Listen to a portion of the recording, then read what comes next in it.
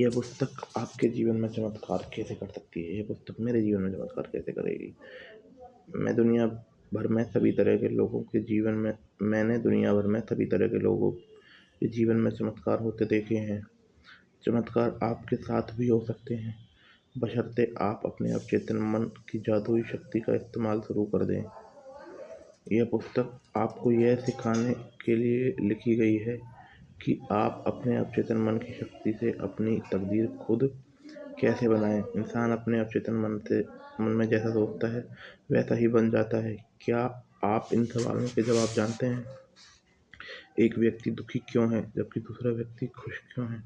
एक व्यक्ति सुखी क्यों है और समृद्ध क्यों है जबकि दूसरा गरीब और दुखी क्यों होता है? एक व्यक्ति भयभीत और तनावग्रस्त क्यों होता है जबकि दूसरा आस्थावान तथा आत्मविश्वासी क्यों होता है? एक व्यक्ति के पास सुंदर आलीशान बंगला क्यों होता है जबकि दूसरे के पास जबकि दूसरा झोंपड़पट्टी में क्यों रहता है? एक व्यक्ति बहुत सफल क्यों होता है जबकि दूसरा बुरी तरह असफल क्यों होता है? एक वक्ता उत्कृष्ट और असाधारण रूप से लोकप्रिय क्यों होता है जबकि दूसरा औसत और अलोकप्रिय क्यों होता है? एक व्यक्ति अपने काम या पेशे में जीनियस क्यों होता है जबकि दूसरा पूरी जिंदगी भर मेहनत करने के बावजूद कुछ हासिल क्यों नहीं कर पाता? एक व्यक्ति तथा कथित असाध्य बीमारी से ठीक क्यों हो जाता है जबकि दूसरा क्यों नहीं हो पाता? इतने सारे अच्छे दयालु और धार्मिक लोग इतनी ज़्यादा मानसिक और शारीरिक यातना क्यों झेलते हैं? कई अनैतिक और अधर्मी लोग सफल समृद्ध तथा स्वस्थ क्यों होते हैं? एक व्यक्ति का वैवाहिक जीवन सुखमय क्यों होता है जबकि दूसरे का दुखी और कुंठित क्यों होता है? क्या आपके चेतन और अवचेतन मन की कार्यशैली में इन सवालों का कोई जवाब मिल सकता है? निश्चित रूप से मिल सकता है। यह पुस्तक क्यों लिखी गई है? इस तरह के बहुत से सवाल यह पुस्तक क्यों लिखी गई है? इस तरह के बहुत से सवालों के जवाब बताने की गहरी इच्छा के कारण ही मुझे यह पुस्तक लिखने की प्रेरणा मिली। मैंने मस्तिष्क की आधारभूत सच्चाइयों को सरलतम भाषा में समझाने की कोशिश की है। मैं मानता हूँ कि जीवन और मस्तिष्क के मूलभूत तथा आधारभूत नियमों को रोज़मर्रा की सरल भाषा में समझाना पूरी तरह संभव है। आप इस पुस्तक में वही भाषा पाएंगे जो अखबारों, पत्र-पत्रिकाओं, ऑफिसों और घरों में मिलती है। मैं आपसे इस पुस्तक का अध्ययन करने और इसमें बताई तकनीकों को अमल में लाने का आग्रह करता हूँ। मुझे पूरा यकीन है कि ऐसा करने पर आप उस चमत्कारी शक्ति को जान जाएंगे जो आपको दुविधा, दुख, उदासी और असफलता के कुचक्र से बाहर निकालेगी। यह शक्ति आपको आपकी सच्ची मंजिल तक पहुंचाने का कैसे मार्गदर्शन देगी, आपकी समस्याएं सुलझाएगी, आपको भावनात्मक तथा शारीरिक बेड़ियों से मुक्त करेगी और आप और आपको स्वतंत्रता, खुशी और मानसिक शांति के राजसी मार्ग पर पहुंचा देगी। आपके अवचेतन मन की यह चमत्कारी शक्ति आपकी हर बीमारी ठीक कर सकती है। यह आपको दोबारा स्वस्थ, उत्साही और शक्तिशाली बना सकती है। अपनी आंतरिक शक्तियों का प्रयोग करना सीख लेंगे जब अपनी आंतरिक शक्तियों का प्रयोग करना सीख लेंगे तो आप डर की कैद से मुक्त हो जाएंगे और ऐसे आनंदमय जीवन का स्वाद चखेंगे जिसे एक संत ने ईश्वर की संतानों की आनंददायक मुक्ति कहा है। चमत्कारी शक्ति कैसे पाएं? हमारे लिए अवचेतन मन की चमत्कारी शक्ति का सबसे बड़ा प्रमाण यह होगा कि हमारी बीमारी ठीक हो जाए। तब हमें इस पर पूरा भरोसा हो जाएगा। कई साल पहले मैंने एक ट्यूमर का इलाज किया मैंने अपने एक ट्यूमर का इलाज किया जिसे डॉक्टर की भाषा में सरकोमा कहा जाता है। मैंने इस इलाज मैंने यह इलाज अपने अवचेतन मन की उस शक्ति के माध्यम से किया जिसने मेरे शरीर की रचना की है और जो मेरे सभी महत्वपूर्ण शारीरिक कार्यों को नियंत्रित करती है। उस ट्यूमर को मैंने जिस तकनीक से ठीक किया था, वह तकनीक इस पुस्तक में आगे विस्तार से बताई गई है। मुझे पूरा यकीन है कि इससे दूसरों को भी उस उपचारक शक्ति पर विश्वास हो जाएगा, जो हम सभी के अवचेतन मन की गहराइयों में मौजूद है। एक बुजुर्ग डॉक्टर मित्र की सलाह से मुझे अचानक यह एहसास हुआ कि जब अवचेतन मन के रचनात्मक ज्ञान ने मेरे मेरा पूरा शरीर और इसके सभी अंग बनाए हैं, तो यह अपनी बनाई चीज को ठीक क्यों नहीं कर सकता। पुरानी कहावत है, डॉक्टर घाव पर पट्टी करता है, ईश्वर उसे ठीक करता है। कारगर प्रार्थना से चमत्कार होते हैं। वैज्ञानिक प्रार्थना मस्तिष्क के चेतन और अचेतन स्तरों के बीच ऐसी सामंजस्यपूर्ण परस्पर क्रिया है, जिसे किसी विशिष्ट उद्देश्य को पाने के लिए वैज्ञानिक तरीके से निर्देशित किया जाता है। यह पुस्तक आपके भीतर छिपी अनंत शक्ति को प्रकट करने का वैज्ञानिक तरीका सिखाएगी। यह पुस्तक आपको वह सब कुछ पाने में समर्थ बनाएगी जो आप जीवन में सचमुच चाहते हैं। आप अधिक सुखी, पूर्ण और समृद्ध जीवन चाहते हैं। इस चमत्कारी शक्ति का इस्तेमाल करके आप अपने रोजमर्रा के जीवन को सुखी बनाएं, अपने काम धंधे की समस्या सुलझाएं और पारिवारिक रिश्तों में सद्भाव लाएं। इस पुस्तक को बार बार पढ़ें। इसमें आपको जानकारी मिलेगी कि यह अद्भुत शक्ति कैसे काम करती है और आप अपने भीतर छिपी प्रेरणा तथा बुद्धिमानी को सामने कैसे ला सकते हैं। अवचेतन मन को प्रभावित करने की आसान तकनीक सीख लें। अपनी शक्ति के अनंत भंडार को प्रकट करने का नया वैज्ञानिक तरीका अपनाएं। इस पुस्तक को ध्यान, ईमानदारी और प्रेम से पढ़ें।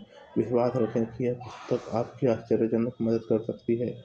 हो सकता है, और मेरा मानना है ऐसा ही होगा, यह आपके जीवन का निर्णायक मोड़ साबित हो।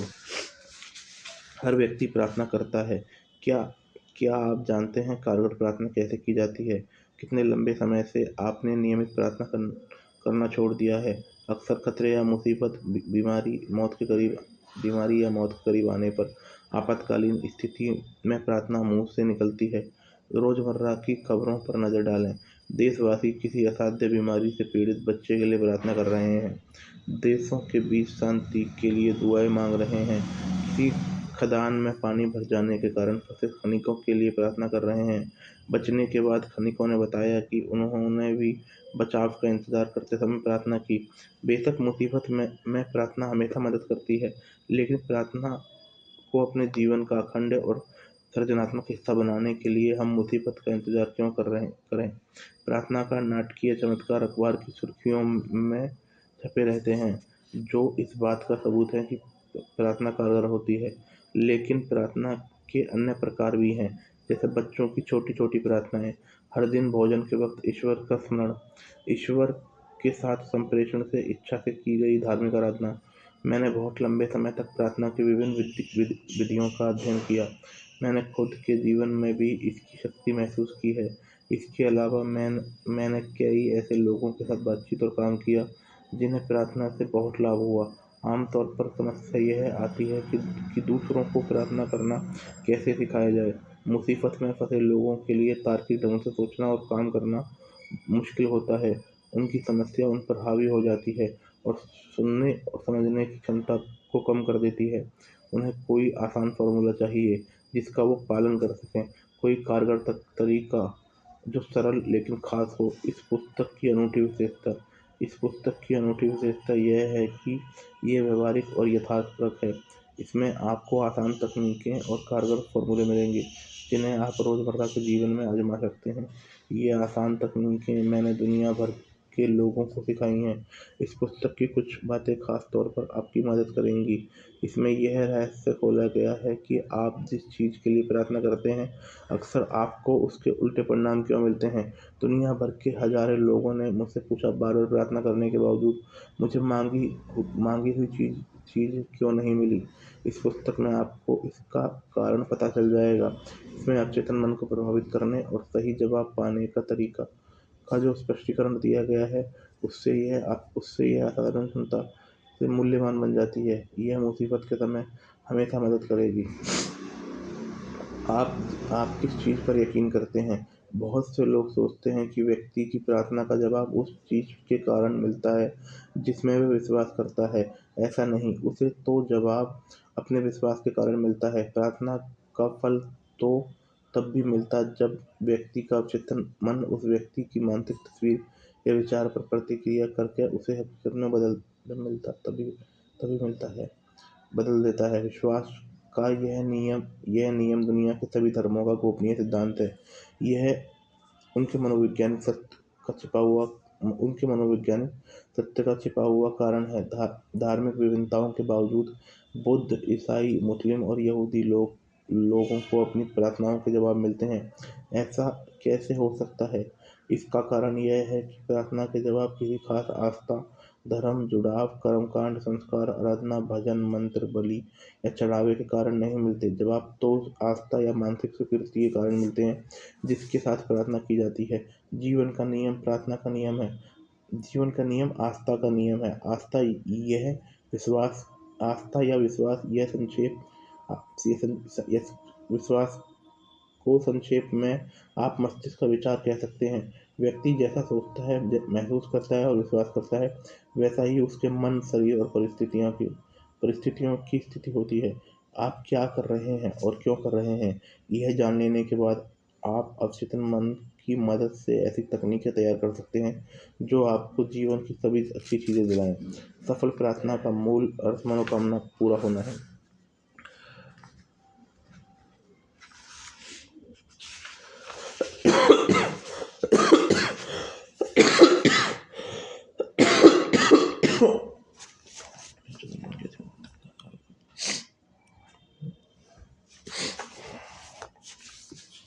अच्छा प्रार्थना है। हर व्यक्ति सेहत, खुशी, सुरक्षा, मानसिक शांति और सच्ची अभिव्यक्ति की इच्छा रखता है, लेकिन हम में से कितने लोग इन्हें पा लेते हैं? एक यूनिवर्सिटी के प्रोफेसर ने कुछ समय पहले मुझसे कहा था, मैं जानता हूँ कि अगर मैं अपने मानसिक नज़रियों को बदल लूँ और अपने भावनात्मक जीवन को नई दिशा दे दूँ तो मेरे हृदय की स्थिति सुधर जाएगी।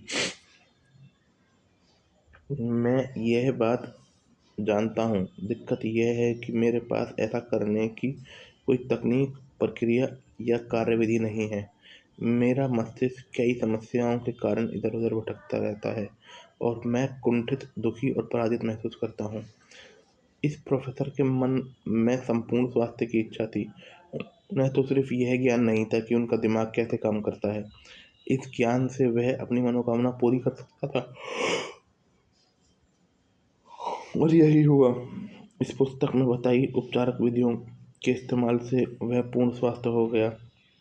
सभी व्यक्तियों में शाश्वत मस्तिष्क का अंश व्यक्तियों में शाश्वत मस्तिष्क का अंश, आपके अवचेतन मन की चमत्कारी शक्तियाँ उस समय भी मौजूद थीं जब आप या मैं भी पैदा नहीं हुए थे, जब कोई चर्च नहीं था, जब दुनिया ही नहीं थी।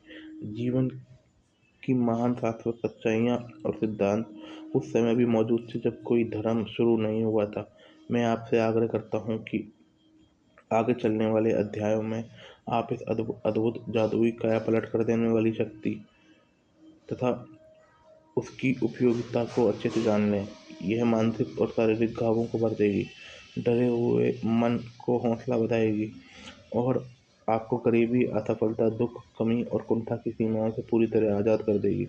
आपको तो बस मानसिक और भावनात्मक रूप से उस अच्छी चीज़ से साथ जुड़ना है जिसे आप हकीकत बनाना चाहते हैं। आपके अवचेतन मन की रचनात्मक शक्तियाँ इसी के अनुसार प्रतिक्रिया करेंगी। आज ही अभी शुरुआत कर दें, अपने जीवन में चमत्कार होते देखें। ऐसा तब तक करते रहें जब तक कि आपके जीवन में चमत्कार नहीं हो जाए। धन्यवाद।